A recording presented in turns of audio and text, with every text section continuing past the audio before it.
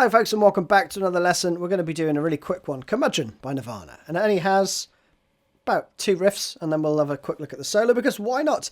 But the funnest bit of this, I think, is the use of, I think Kurt's using a small stone phaser which has a really wide sweep. But I don't have one of those, so I'm going with the Pulse Doppler from Thorpe Effects. For the dirt, I'm going for Walrus Audio's Eras. Most decent dirt pedals will get you there. Something along those lines. But for the phaser, you're going to need something that can do a really wide sweep. And like phase 90s and things like that just don't get that range of sweepiness. So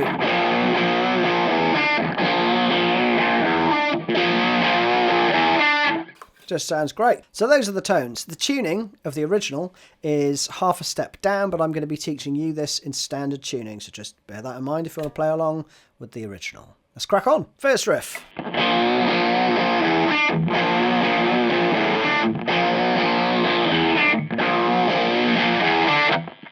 That's that. Repeated. So you basically play a power chord on the 6th fret on the 6th string or low E, and you bend it up half a step. Okay, and then repeat. And then you play it again, and then the open E. And then the 7th fret on the G string. Okay, so that slowly.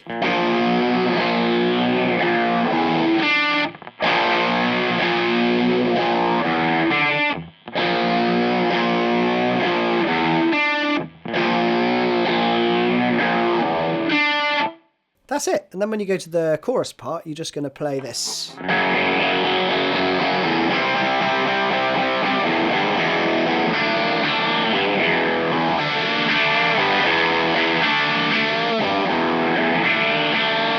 Something along those lines. I'm not 100% what he's doing in that chorus part because it's super like muddy in the mix, but he's definitely playing these 2 chords to lead into that part, which is F sharp to C, just power chords.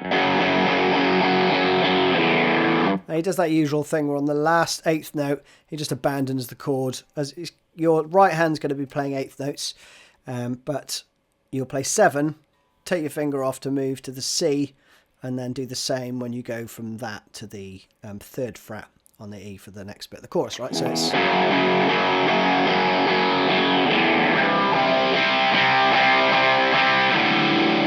like that, right? And then you've got this. Bend on the 3rd fret, just ever so slightly, maybe just shy of half a step. And then you got the 2nd fret and the 3rd fret on the G and the D, but you bend up and down the 2nd fret there, and you go up, down, right? Just half a step, and the 3rd fret just stays where it is.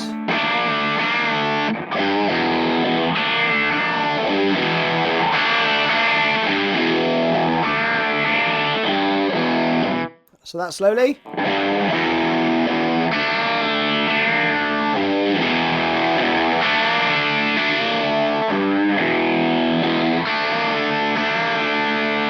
So that's that part, and then you go into the solo part. Again, the phaser stays on throughout the whole tune. Not when they play it live, but definitely for the studio version.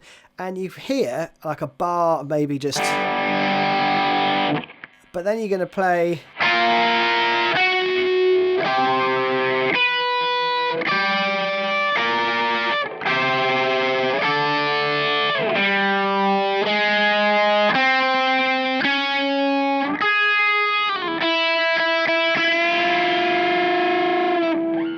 And then you've got kind of a load of noise with some bends. Not exactly sure what he's doing here, but we'll come to that in a sec. So the first few bits are good fun. Just some double stops and single note stuff. 11th fret and 10th fret. And then the 11th fret there. Then you go up to basically a D shape. 15th fret.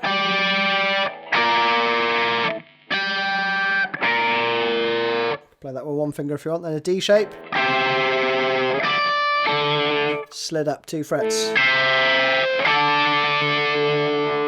And then this 5, 6 on the D and the G.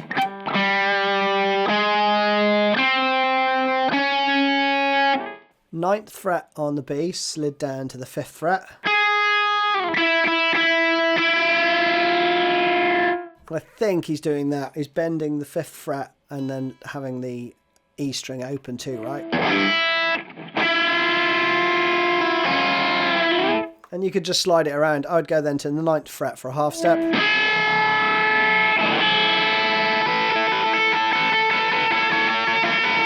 You know, and just make a bit of noise really, and then down to the 7th fret.